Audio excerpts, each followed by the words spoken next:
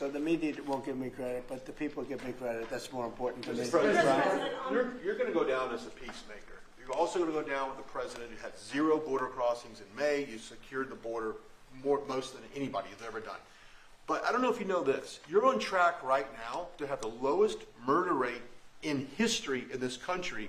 And I think a lot largely go to the fact we closed down the border. But you want to comment on that? You might go down as the lowest murder rate in U.S. history, President Trump. I saw that the other day, and it's an honor. I mean, and that's really even better because, we've taken a lot of illegals into the country through the Biden administration that are murderers, 11,888 to be exact. And many of them are now gone. We got rid of them. They're back where they belong. But so it's a great honor. If you took that out, the numbers would be even better. They've created a lot of problems. You Truth Socialed earlier about getting money to the air traffic controllers and the big, beautiful bill, right, which hopefully, praise God, we get this thing signed. Yeah.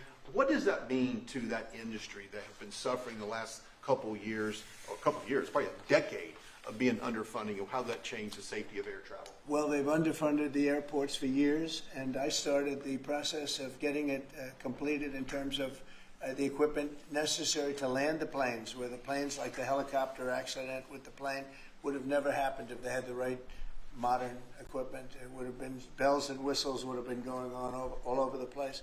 And I had that all set, but when I wasn't here, they totally dropped it. You had a terrible head of transportation. We have a very good one now, Sean Duffy. But you had Buttigieg, and he didn't know a damn thing. He'd ride to work on his bicycle. He didn't know what the hell was going on. He was terrible. So he totally dropped that. It was a project that should have happened, and I was all set. But we had a very sad experience with the voting, and so we didn't get to do that. But now I'm doing it, and we're going to have a great system. And it's funded partially by the bill. It's the initial funding is by the bill, and then it gets to be funded. The rest of it comes a little bit later as we build it out. But we're going to build out the best in the world. We have the best companies in the world. A couple of countries have very good systems. In fact, I noticed when I was landing, my pilot often would use the system of another country, and I said, "What are you doing that for?" He said, "The United States system is so bad." So we have the best companies that do that in the world bidding. You have Raytheon, you have IBM, you have a lot of different companies bidding, and we'll get the best one, the best system for the best price. And they're going to go to town and give us a system that will be better than any other system in the world. And you won't have planes bunking into each other at 35,000 feet. On the subject of peace deals, how close are you and your administration to a deal in terms of Gaza ceasefire right now? Often asked, and I think it's close. I just spoke with some of the people involved. It's a terrible situation that's going Gaza. He's asking about, and we think within the next week we're going to get a ceasefire.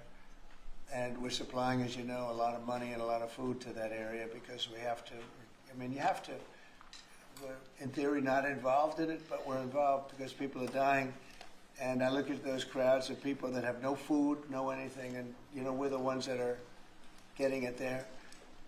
Some of it's being taken by some bad people.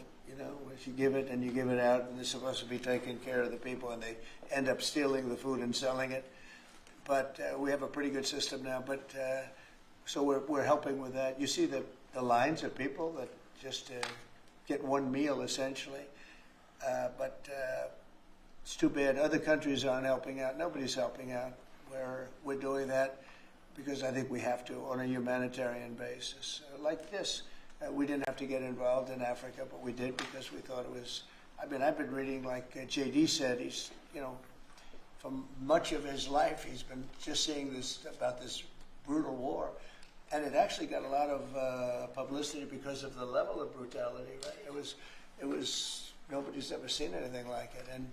To be involved in that, I mean, I consider this the most important of my conferences today. We just had a great Supreme Court victory today, and everybody would say that was big, but we're talking about saving thousands and probably millions of lives here. This is more important than anything. So it's great, but we're working on Gaza, trying to get it taken care of. And again, a lot of food has been sent there. And other countries throughout the world should be helping also. And on another conflict that I know you've been working on, sir, is it true that you have reached out with a letter to North Korea's Kim Jong-un? Well, if there is a conflict, I get along with him very, very well, and we'll get the conflict solved with North Korea. I've had a good relationship with Kim Jong-un, and I've gotten along with him really great, so we'll see what happens. But somebody's saying there's a potential conflict. I think we'll work it out if there is. It wouldn't involve us, but again, we're very far away from a lot of these places that we're solving problems with. But I enjoy doing it, I like doing it, and it's the right thing to do, and we have an ability to get it done, so we're solving things that we didn't have a lot to do. Serbia, Kosovo, I told you, we solved a potential disaster. I can tell you that some of the countries that you're not going to hear about, but some countries that were ready to go to war with their neighbor are not going to go to war with their neighbor, and that's a great thing. We have a number of them. But I'm very happy about India and Pakistan because they actually have nuclear weapons. You know, when you talk about Iran, they were trying to get it, but India has nuclear weapons. Pakistan has nuclear weapons, high-level nuclear weapons both, and getting that solved was really great. We did it through trade, so it was a great thing. Mr. President, when it comes to nuclear weapons, Mr. President, are you concerned that the Iranians may have some enriched uranium at Pickaxe Mountain? The last thing they're thinking about right now is enriched uranium. They're not thinking about what they want.